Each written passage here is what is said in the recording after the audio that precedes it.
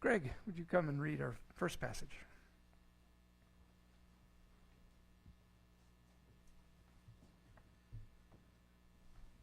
The first scripture is Ephesians 2, verses 11 through 18. Therefore, remember that formerly you who are Gentiles by birth and called uncircumcised by those who call themselves the circumcision, which is done in the body by human hands, remember that at that time you were separate from Christ, excluded from the citizenship in Israel, and foreign to the covenants of the promise, without hope and without God in the world. But now in Christ Jesus, you who once were far away have been brought near by the blood of Christ. For he himself is our peace, who has made the two groups one and has destroyed the barrier, the dividing wall of hostility, by setting aside in his flesh the law with its commands and regulations. His purpose was to create in himself one new humanity out of two, thus making peace, and in one body to reconcile both of them to God through the cross, by which he put to death their hostility. He came and preached peace to you who were far away, and peace to those who were near. For though through him we both have access to the Father by one Spirit. Thank you.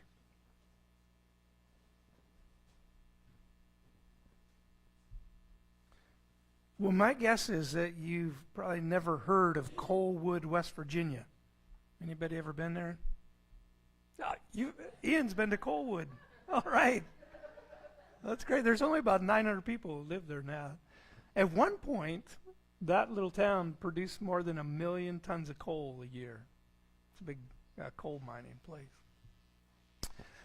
Excuse me. There's not much there now. The mine's been closed.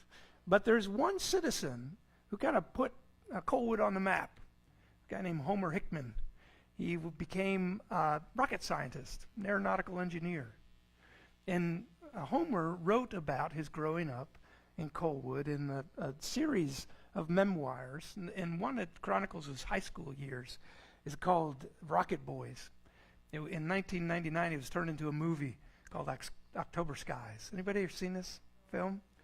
Yeah, almost a quarter century later, the film is really worth watching. It's a good one. And there's this scene in the movie. It's a crucial moment in Homer Hickman's life. It kind of turns the course of events for him. And it's the forging of a friendship that was crucial to what Homer's life was going to be like going forward. It happens in the lunchroom. And high school kids, and you know what a high school lunchroom is like. They're sitting with their friends, their little cliques, their circles. Homer belongs to a group. They're not the rich kids. All their dads work for the mine. They're not the jocks. They're just kind of average students. But they know who doesn't belong in their little group. That's a guy named Quentin Wilson. Quentin doesn't belong in anybody's group. Quentin is kind of a scrawny little guy with lots of pimples. He wears worn-out clothes and is dirty. Doesn't seem to get a bath very often at all. He eats lunch by himself. That's how it is. That's how it shall be forever. But Quentin has one thing, and Homer knows about it. Quentin has a really sharp mind, and he reads a lot. He reads a lot about rocket science. He does math for fun. Homer is interested in rockets. He wants to know how they work. He's intrigued by this. And he knows that if he's going to learn anything about rockets, if he wants to experiment with some rockets of his own, he needs Quentin's help. So one day at lunch, Homer decides, well, I'm going to go talk to Quentin. He looks across the lunchroom and sees him sitting there by himself, and he stands up and starts heading over, and his friends are terrified. They're shocked, they're repulsed. No, Homer, don't do it. Don't talk to Quentin. If you do, your social life will be ruined. No one will ever talk to you again. But Homer's so full of questions, he's like, I'm going to go over. He approaches him, says, hey. And Quentin at first is defensive, suspicious. What do you want? Why are you talking to me? Why are you breaking the social norms, coming over to my lonely lunch table? Homer simply says, I understand you know about rockets. Yeah, says Quentin. What do you want to know? And so starts a friendship, a powerful friendship that's impact for both of them, and it puts Colwood on the map, actually. Well, in today's lesson in Galatians, we're going to read a little bit about a lunchroom event. But first, let me just say this, quick review. A couple weeks ago, we talked about Paul's missionary journey through Galatia and said this, that the gospel, the good news of Jesus, is worth spreading even at great personal risk and cost. And then last week, we talked about the tone of Paul's letter to these churches in Galatia, how angry he was because that message was being compromised, and suggested this, that the gospel is worth protecting even when it's inconvenient or uncomfortable to do so. Well, today we're going to talk about the gospel and what's at stake when it gets corrupted. So I invite you to turn with me. You'll find in the Red Pew Bibles on page 1059. We're going to start with Galatians 2, 1059. If you got a paperback blue one, that's on page 700. We're going to start, first of all, with the origin of the gospel that Paul preached. And we see it beginning verse 11 of chapter 1. Actually, we'll start in 1. Paul says this, I want you to know, brothers and sisters, that the gospel I preached is not of human origin.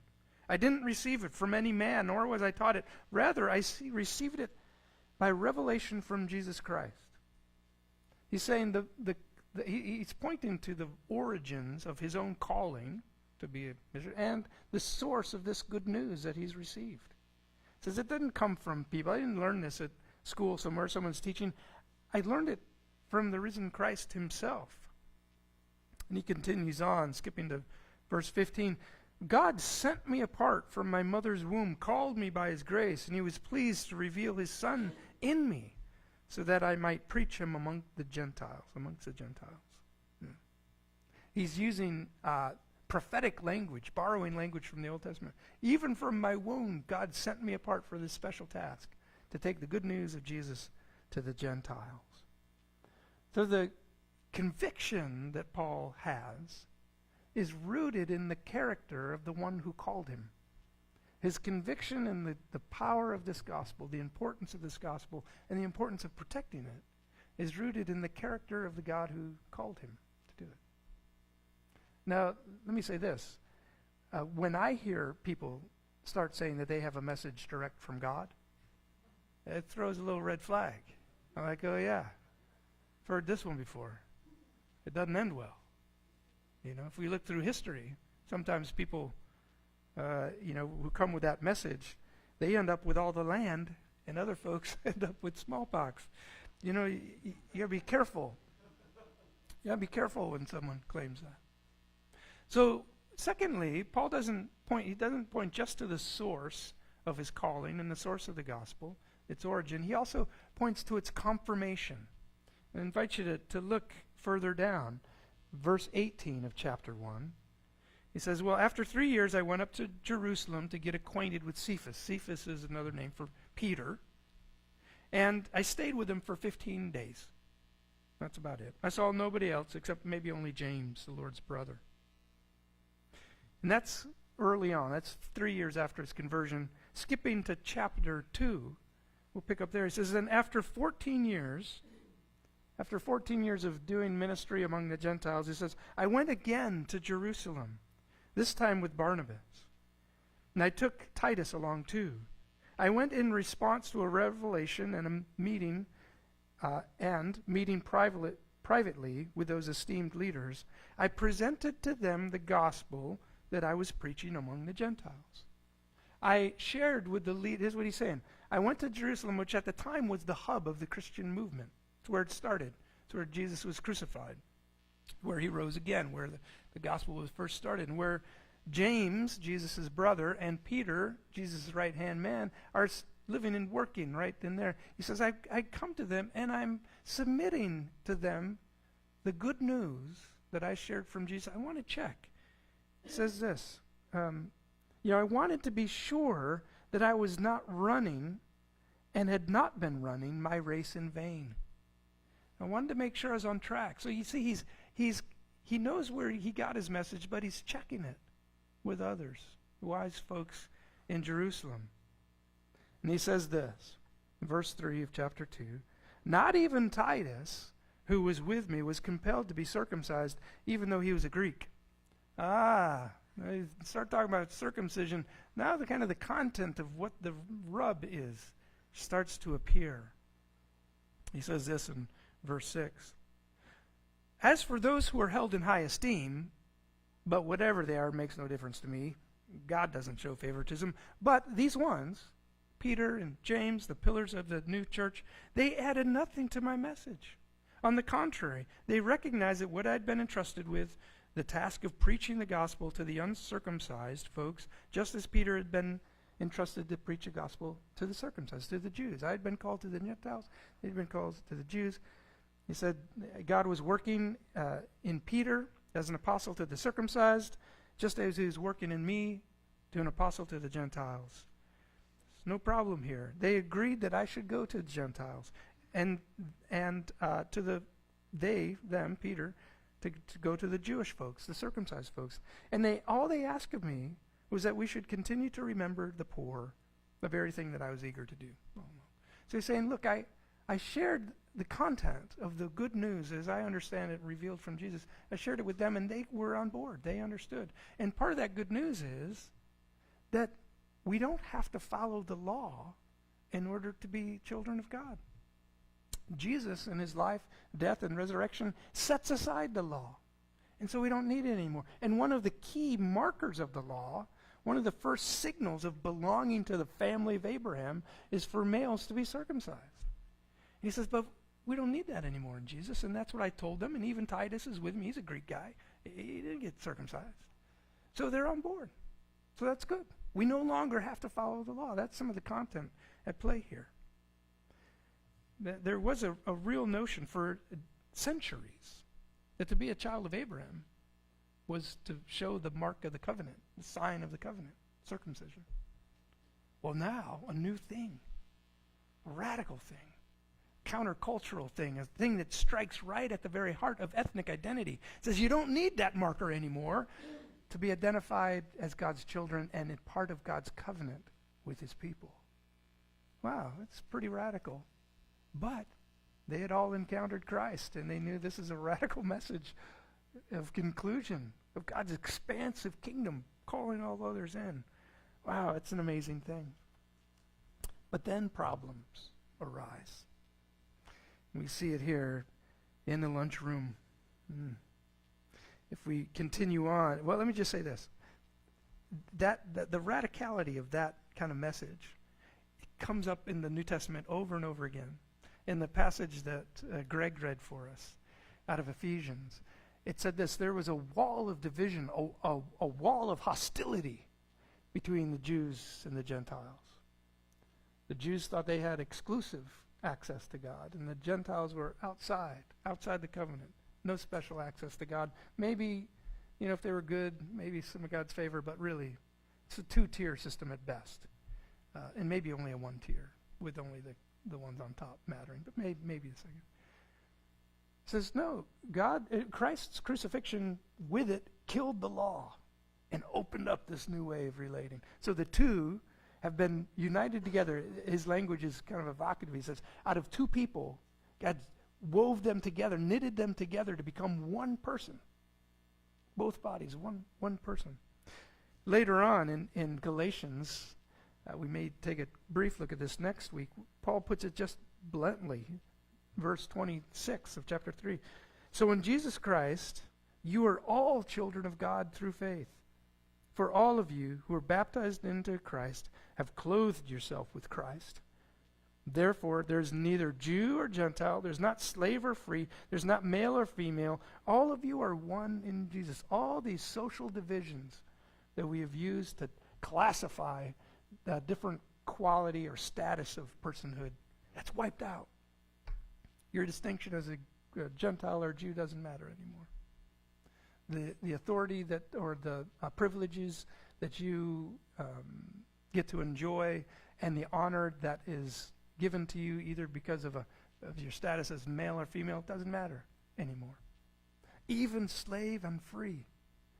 Here's a remarkable thing that was happening in first century Palestine, in the churches, these little, and they were mostly happening in people's homes because they hadn't built churches. In those little gatherings were men and women, slaves and free folks, wealthy and poor, Jews and Gentiles were coming together and sharing meals together and learning the way of Jesus together. It was radical and revolutionary. It's one of the reasons Christians were persecuted. Like, oh, you guys are messing with this. It seemed threatening. It would undo the pillars of society. Yeah. Well, that's a profound consequence of what new life in Jesus means. But it was hard to hold on to. So let's look again back in Galatians chapter 2. Verse 11, Paul's right. He says, when Cephas, that's when Peter came to Antioch, I opposed him to his face. All right? He stood condemned. Why? For before certain men came from James, he used to eat with the Gentiles. Here's Peter hanging out, pillar of the church, first kind of pope in a way. And he is affirming the breadth of this good, the breadth and the depth of this good news. He's sharing meals with the Gentile, the uncircumcised folks, calling them brothers, right? Oh, but then somebody comes from James, and when they arrived, then Peter began to draw back, separate himself from the Gentiles, because he was afraid of those who belonged to the circumcision group. The other Jews joined him in his hypocrisy, so that by their hypocrisy, even Barnabas was led astray. Apparently, some folks were trying to build a two-tiered system within the church. There's the Jews, the real inheritors of the covenant, and then there's those Gentile folks. But they really don't get it. They're not even circumcised. They don't even show the mark of the covenant. We can maybe tolerate them, but we don't have to socialize with them. We don't have to own them as brothers and sisters. We don't have to share lunch with them. Well, even Peter was influenced by this. After they had already agreed in Jerusalem at the first council that no, there is just one gospel, one way, one Lord, one salvation, one baptism. But here he feels the pressure, and he starts disassociating with the Gentiles. Man, so Paul confronts him to his face. And we're going to talk next week about why that was really worth confronting and calling out.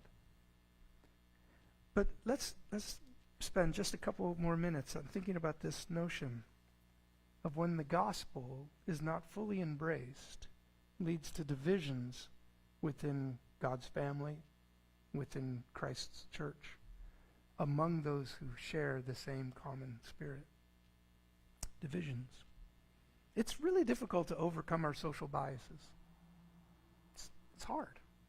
And in part, that's because stereotypes serve a certain purpose. We couldn't navigate the world. We couldn't learn new things at the edges of our experience if we didn't develop stereotypes to give us some initial sense of where we are and what's going on and who we're interacting with. We all do it. It's a natural part of cognitive growth when you're learning new things. Stereotypes only become a problem when they're allowed not to be an initial bridge that allows you to raise curiosity about somebody else, but they become a wall that says, oh no, I know all that lies on the other side of that. I've got to figure it out. And you no longer ask questions. You no longer take risks. You no longer exert yourself to try to understand somebody and all of their nuance. When we want to be understood, we usually don't have enough time to speak all the things we want to speak to make our perspective and our concern and our unique experience made known. But when it comes to understanding others, so quickly We're happy to grab a little scrap of something we once heard or one encounter we had back in 1986 with somebody of that color of skin, and, well, that's enough. I know all there is to know now. And hold on to that. And we even do it within the church. Oh, those charismatics. Oh, the Pentecostals, they always do this. The Anglicans, well, what do you expect from they're Anglicans, you know?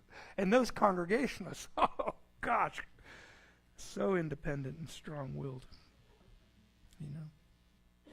It's a natural thing to have biases.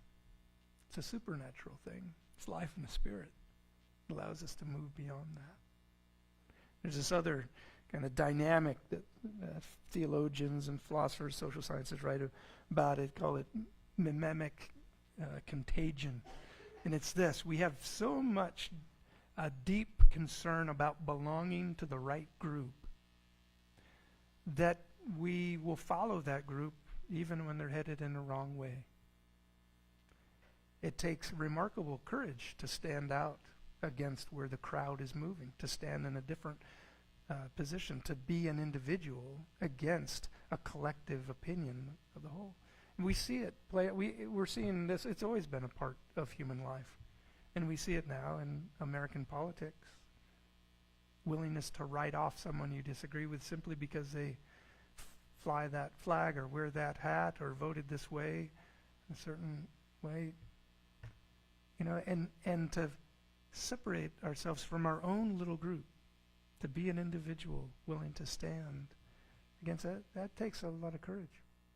I think it takes a power of the Spirit in some ways. And yet, it is that remarkable thing that God has chosen in our diversity of gifts, diversity of experience, diversity of sensitivity and of experience, to weave us together into his body, which he calls the very dwelling place of God in this world, cobbled together out of all of us. It's amazing. It's difficult. It's difficult to do. I'm reminded of a couple guys in Cincinnati. They were at a plastics convention, of all things, in a dungy little ballroom, eating a dry chicken dinner together, these salesmen. And over dinner, they're poking at the Brussels sprouts on their plate, and they start talking to each other, and they learn that they both have families. Each have one son and one daughter. Oh, that's interesting. Yeah, my son, he plays basketball, my daughter plays softball. No way! Same with me, says the other guy. That's great. That's amazing. They talk a little bit more, talk about family life and rhythm and schedule. They learn that they both go to church. They're church-going folks. And one says, well, you know, let me ask, what church do you attend? Well, we attend a Lutheran church. No way! The dinner has become interesting. We too, our family, we're Lutheran too. Now, are you, the Missouri Synod or Wisconsin Evangelical Synod? We're Wisconsin. Really? That's our family too. This is great. Well, tell me, on Sunday mornings when you recite the creed, what do you do the Athanasian Creed or the Nicene Creed? We use the Nicene Creed. No joke. Wow, what'd you say your name was again? We're going to be great friends. But one more question. Do you use the ecumenical version of 1975, or do you use the ELLC version of 1988? Well, we use 88, of course. Oh, you heretic! I can't believe I ate my chicken dinner sitting at the same table with you. We do. We judge each other in ways. Little things get in the way, often more so we can boast some comfort to our own egos to say that we're really right. But the unity of the church matters. It's a serious thing. It's been said that 10 o'clock on Sunday mornings is the most segregated hour in American life. That might be true. But one of the last things Jesus prayed for, you read about it in John 17, the last thing he prays for before his crucifixion, he prays to the Father. He says, Father, make them one, my followers, those who come after me. Make them one just as you and I are one. He repeats it twice. Make them one just as we are one. And he even provides a rationale for it the second time around. He said, so that the world may know that you sent me. The quality of unity, brother and sisterhood within the body of Christ is perhaps, can be, the most powerful witness to the authenticity of Christ's message. Make them one.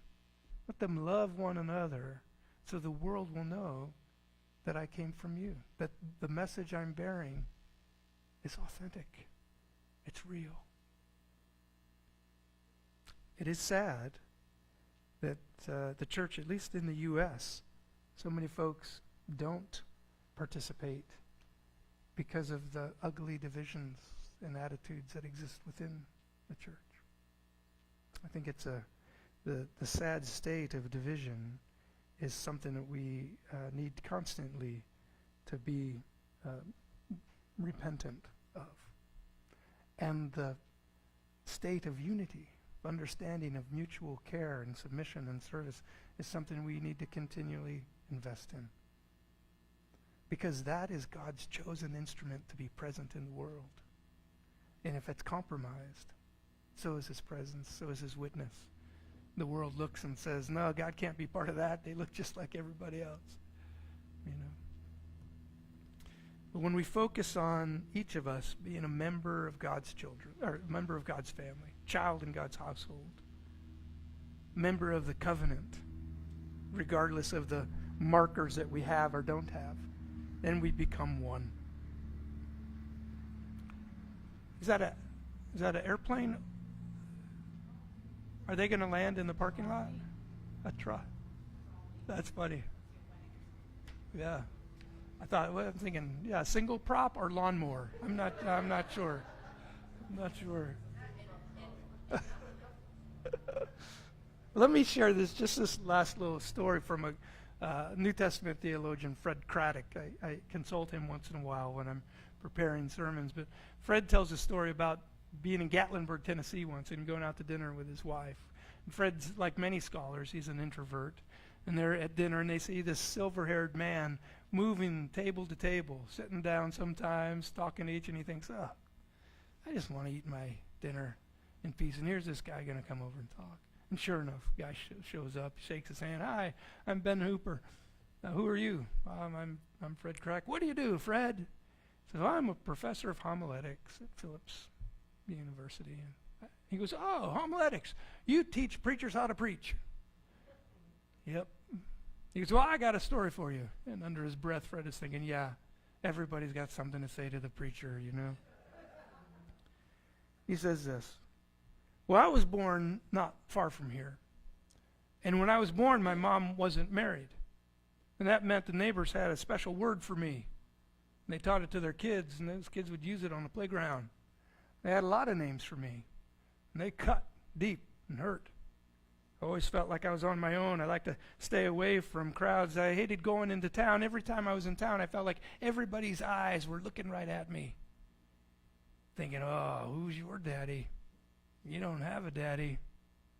Calling me those nasty names even in their own head. And even in church, I used to show up late and I'd sneak out fast before anyone could catch me. So, but we got a new preacher one day. And he did his benediction so fast that I got caught. I couldn't get out. I was there in the midst, and I was standing there in the aisle with all these people, and I could just feel them looking at me. I felt ashamed and horrible, and I just wanted to get out of there and hide. And then I felt this big hand clasp my shoulder. Oh, no. The new preacher. The new preacher says, hey, son, who are you? Who's your daddy? He thinks, oh, even the preacher is going to put me through it. And then the preacher says, oh, wait a minute. I know who you are. I can see the resemblance. You're a child of God. And then he says, with that, he gave me a slap on the rump, and he said, boy, you have got a great inheritance. Go and claim it. And with that, Ben Hooper stood up, said, thanks for listening. He moved to the next table. And then Fred remembered. Yeah, I think in Tennessee's history we've elected 2 governors that were born out of wedlock, and one was Ben Hooper. How about that?